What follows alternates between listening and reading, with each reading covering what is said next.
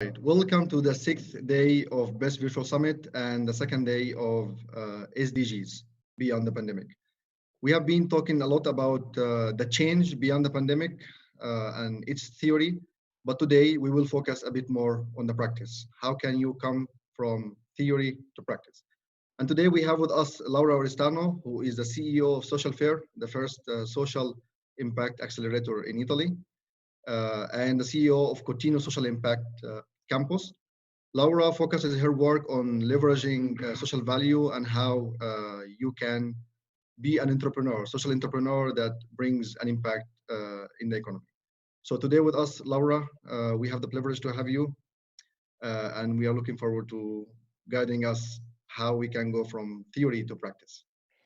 Thank you, Walid. Thank you, all friends connecting, and I'm very grateful to Best, I have to say. So let's start this journey together. I do not have a specific recipe, but I just share my experience. I would like to share my screen with you. I prepare a presentation, and so here we go. Yeah, just a moment. Doesn't go on. Sorry. Yes, just a moment. Here you go. So I would like to greet you from Torino, from beautiful Torino, where I'm right now, and where actually Social Fair, as Walid said in the presentation, but also the Coutinho Social Impact Campus are based. While Torino is very well known for its technological background, for its big institutions, for a very renowned polytechnic and university, but it also very well known because of the social innovation movement and also actions that are being developed in the city. And this is what I would like to share with you. Well, I skipped my presentation. It was already introduced by Walid, and I just share the questions I would like to develop with you. Are we just change makers? And of course, I'm putting my focus on the world change, because we have to ask ourselves, what kind of change do we want to generate? And which is our purpose while we act, while we study, while we develop our language, tools, vision? And which kind of vision and tools and language do we need if we want to generate positive impact for society? Um, I would like to share again some research. You are for sure familiar with the top 10 skills. Now we are in 2020. This is the list that is being updated regularly about the soft skills that we have to develop in order to face complexity. And you see how different, how much they have changed over time.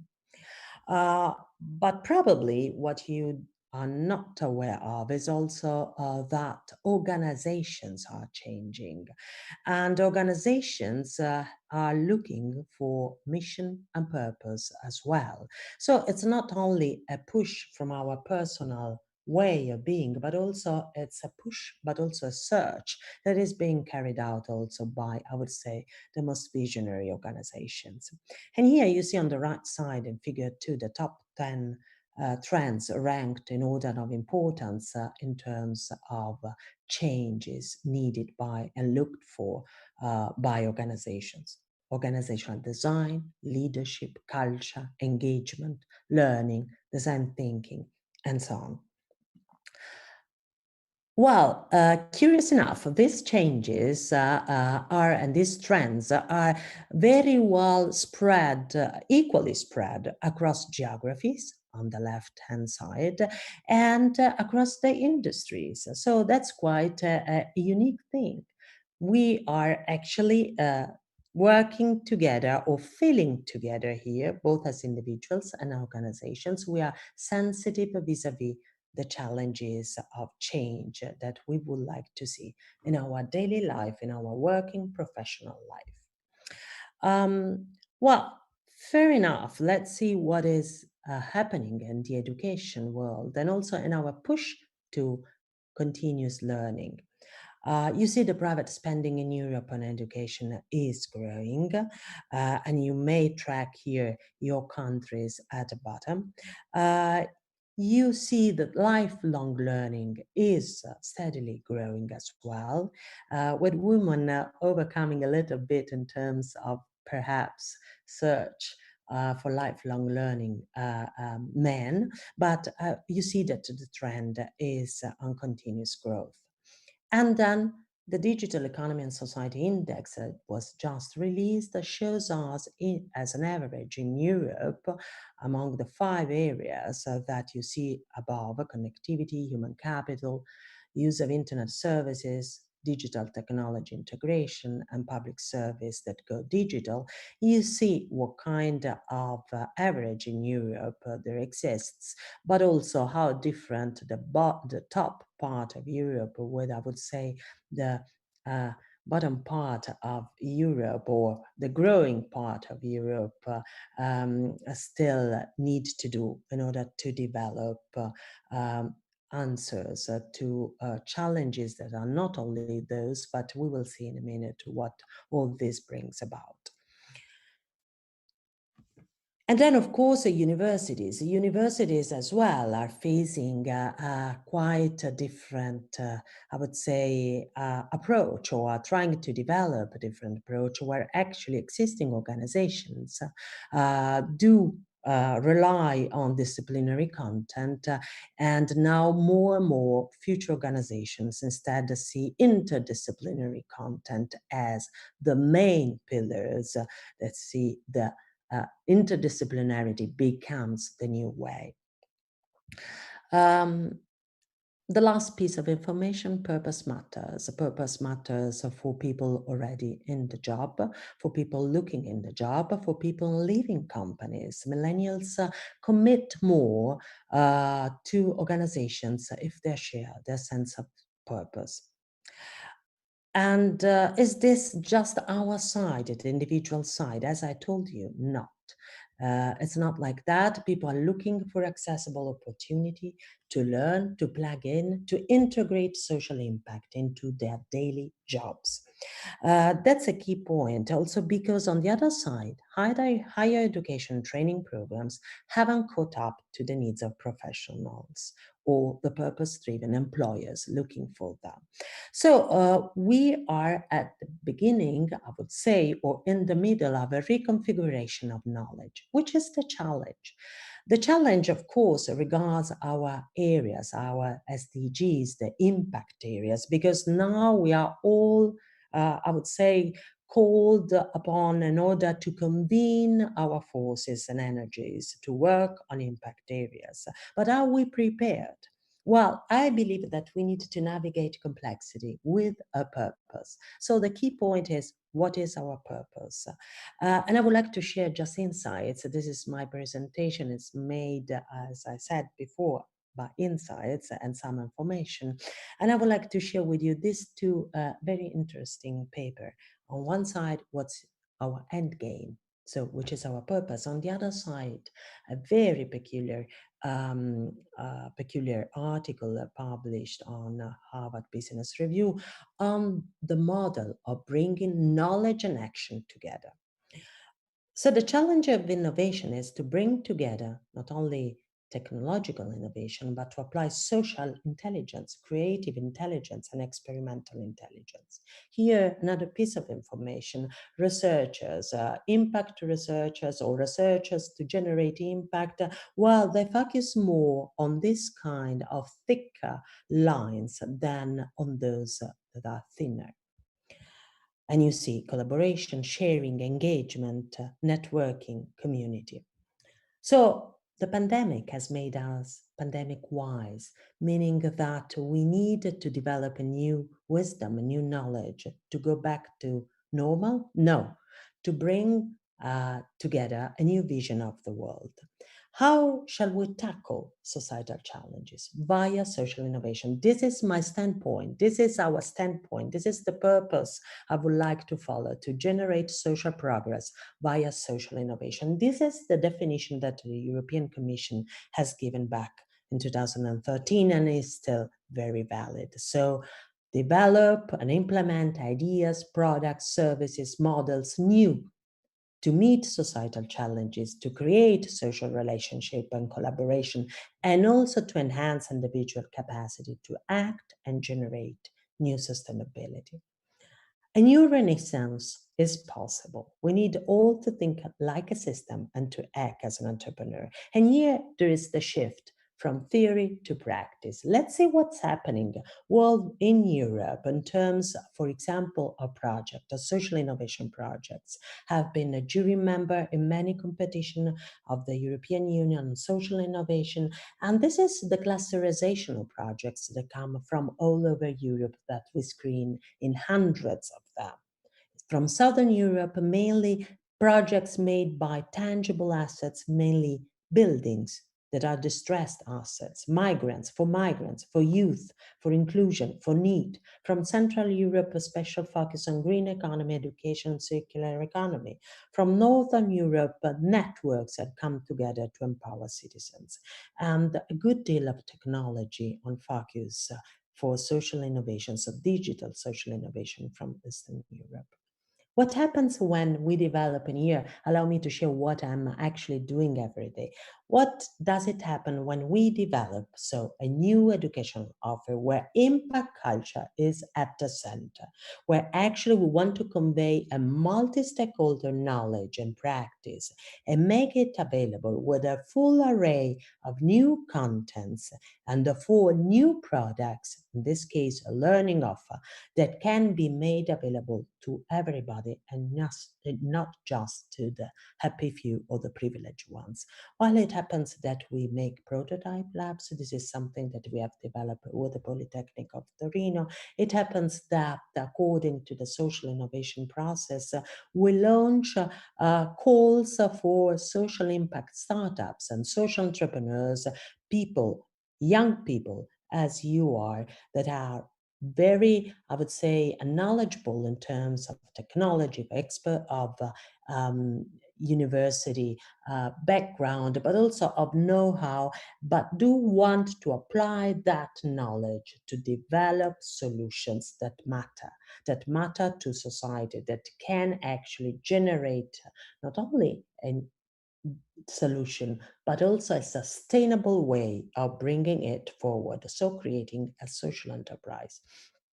And what happens? Well, I share with you, it happens that many different companies are born. These are some companies that we accelerated, and all of them have a very peculiar background in technology, are actually putting technology as a tool, as an instrument to develop social innovations that matter.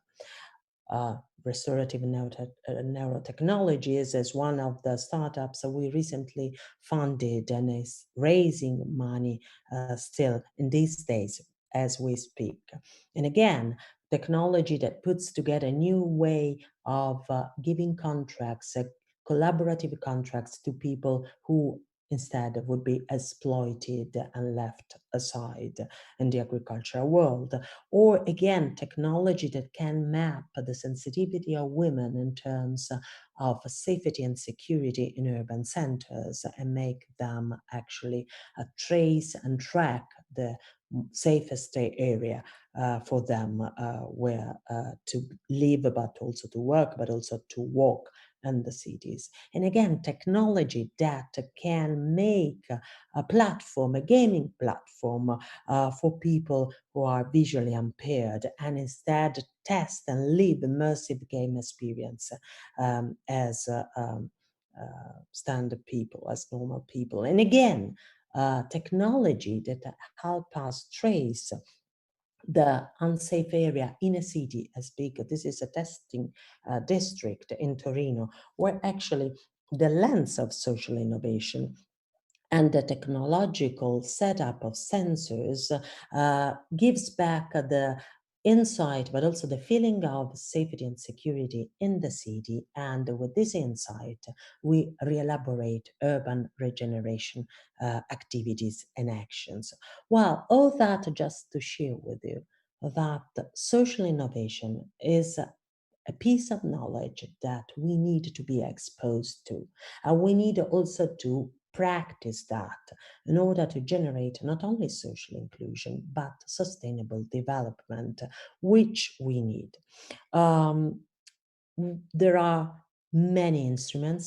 I guess you have listened to them also in the previous talks you have taken part to. The key point is that we need to break the silos. We need to get rid of asking permission. We need to put together our purpose, the knowledge you have, the additional knowledge that you may not have, the energy of your young age, and set up the actions. Because if we have the instruments, we need also to make the music. And the music has to be done together for common good, for the public purpose, for societal progress. So playing together as an orchestra. Thank you.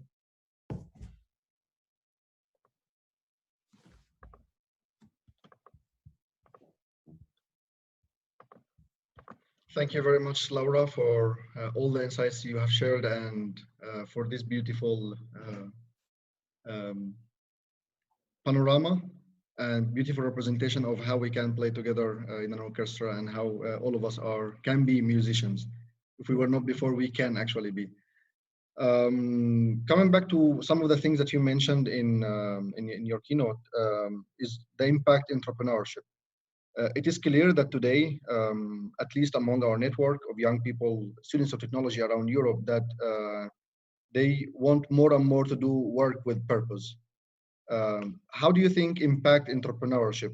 First of all, what is impact entrepreneurship, and how can it be a new solution or a new, the new normal for some of the people that are looking for entrepreneurship? Yes, the new way, I would say. Yes, or the new normal, you're right. Well, impact entrepreneurship is that way of creating. It is actually a new entrepreneurship that combines the knowledge, as I said, which is quite an advanced knowledge because there are no easy solutions. So that's why we need people with skills, but also people with knowledge and a good education that put the focus for societal challenges, to solve societal challenges. And we have seen the SDGs. I mean, those are macro SDGs in my slide, but of course, you know that there are the different breakdowns per each one of them. Well, I believe that technology actually can help develop new social enterprises, meaning that, as the Harvard Business Review says in the article, we do not need just to talk and think technology. We need to talk and think people first. So people first, community first, our purpose first, that is the purpose of a more inclusive, sustainable and equitable world. And we have seen that recently also due to the pandemic, what kind of unequal and distressed effects we had. But also the social enterprise conveys also a way of being together, because the social enterprise as such is done bottom up. It's not a top-down solution. It's a way of bringing together people, users, potentially clients, why not, of your new services in the value generation process. So the key point is that why we act as entrepreneurs, we are actually we are generating new value. I do not want to call it a value chain, but we are generating a new value. It means that we participate together in a more inclusive way to the value generation. It means that the new economy is born or may be born with a purpose for social progress as the DNA of the company. So in that way, we believe that actually a critical mass can be developed that actually can change, but I would say can accelerate their change via these experimentations and practical actions by which and among which, of course, the impact entrepreneurship is, I would say, the most advanced. I would like to add one more thing. Be aware that also finance, investing is actually going or being careful or watching social innovation and social enterprises. Now there is a new, I would say, brave finance, impact investors that are coming up and they are looking not only for profit, but for purpose first. And there is this trade-off between social returns and financial returns. So now it's the time. It's the time for young generation, educated generation, to bring together also people who are at the margins, because there is also social and creative knowledge and intelligence among those who are not so privileged as we were or you are to have attended universities. That's marvelous and is perfectly in line with what we were mentioning in the previous days. Yesterday we had a keynote from Mr. Gerardo Noto from the UNDP in Libya, and he was talking about building back better, and that this pandemic is an opportunity for us to build back better. So I would like to ask you if you think the pandemic has given more room for social impact, or it has actually impacted it negatively. Of course, we have seen that the pandemic has a negative impact on society as a whole. But when we're talking about social impact, perhaps by trying to give a specific meaning to social impact, which is a positive impact on society, for sure, pandemic did not have that positive impact. Although the opportunity that comes from this terrible crisis is, I guess, the possibility to experiment more. So we are now, I would say, more equipped about what we want, what we really need as a community, not as individual, because we understood that they are very much interconnected. And that could be an insight that together with knowledge, together with a smart policy making, together with a strong or brave finance, together also with our energy, we can actually, I would say, exploit in order to make or to work for the vision of the world that we want to live in. This is a terrible period for many countries, but it's also a great opportunity to develop, to step up and actually take the lead. Because one more thing that we need to consider is that we need also new representation. While we are generating new value, we are also exposed to become the new leaders, the new representatives of the future. So now it's the time. Laura, many of the target group you are talking to right now are, young students all over Europe, and they are part of students' organizations, so they are active citizens, or they try to be proactive citizens. How do you think is the role, given that you are also involved with universities? I know that you are very much active in Politecnico di Torino. What do you think is the role of student groups and student organizations such as BEST in building back better, or in being more engaged with these social challenges and actually trying to find solutions for them? Yes, I think that as of now, as I said before, we need to step up together. So if the organization, the student organizations, as I showed before, are small orchestras, are musicians, you have to choose and to make your music via the instruments that the Polytechnic, the universities provide you with. Okay, instruments and vision, but then it's up to you to write and play the music your way. So when I say don't ask for permission, I say just push bottom up also within the university, in your organization. And if there is not yet enough, about social innovation in your university, in your organizations, please step up and ask for that. I mean, I was impressed when I had a lecture at quite renowned school for policymaking, and I had people who had just graduated from different backgrounds, medical sciences, engineering, agriculture, and so on. And they said to me, why are we not taught about social innovation? Why are we just making simple projects that are for us just divertissement, just small work groups to get the credits? So why are not we going deeper into that? So I think that also the universities and the polytechnics need you to be more courageous. And that's your, I would say, your mission while you're studying. Absolutely. I think many people are lucky in Torino to have such social innovation centers like Social Fair. I think there are more in Europe, and I hope, like this social innovation wave, at least every student gets sensibilized about the opportunity to solve challenges that matter, and not simply to solve any problem.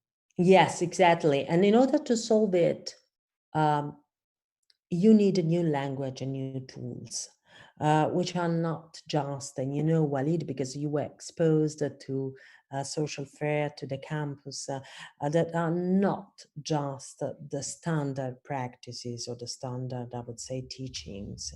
There is a way, there is a how you have to develop, or you can develop social innovation. So ask for that in your university and in your polytechnics. I have a question for those who don't have these opportunities or these tools, or these at least hubs inside their cities. What if right now we have a group of students from, let's say, I don't know, Tallinn or Moscow or Las Palmas in Spain, or Greece? Is there a chance for these people to relocate? Do you have? Can you talk us more about your programs? I know that you presented already Fundamenta. Can you tell us more, and if there is a chance for foreigners to come outside from Yes. Italy and Yes, succeed? if you visit the website of Social Fair, you see that now we have this open call, which is called Fundamenta. That is the acronym for Founding Mentorship Acceleration. It is an international call. It's not just a national call, because we receive applications from all over the world, through which we want to select smart ideas or solutions of people who want to become impact entrepreneurs, social entrepreneurs, uh, and who want to solve societal challenges, and you will see in the application form, with a smart and sustainable solution. When we select them, and I have to say we receive, as I said, hundreds of applications. We have a short list, of course, a strict selection. They can relocate in Torino. Why? Because we invest specifically, directly, upon selection, in their own enterprise. And that money allows them also to relocate and follow our acceleration program. At the same time, I have to say, at the Cotina Social Impact Campus, if you are not yet entrepreneur, if you do not have yet the entrepreneurial idea, or practice or experimentation, but you have, for example, you want to learn more, you want to be exposed to that non-institutional culture I talked you before. Well, again, the campus, the Cotina Social Impact Campus, provides you with fellowship, with grants. So please apply, please, or set up your social innovation hubs within your universities. I mean, this may be your first enterprise as a community. Everyone can be a social entrepreneur if they want to be, and we have the tools. For example, Social Fair provides the tools for this. So we invite everyone who is watching us today to check out Social Fair programs, Fundamenta, Design Your Impact, and also check the Coutinho Social Impact Campus programs. Laura, we have been delighted to have you with us I today. was very happy Unfortunately, to be with you. the time ran out. Looking forward to have you in another call in the future in other projects with BEST. I wish you the best luck in future. Thank you Bye-bye. very much. We Bye-bye. will go now from this keynote to another keynote yet by a Torino institution. So we will have the next keynote with Professor Patrizia Lombardi, the Deputy Rector of Politecnico di Torino, who will talk to us about the impact of or the role of higher education in tackling the Sustainable Development Goals beyond the pandemic. So stay tuned and see you in a few minutes.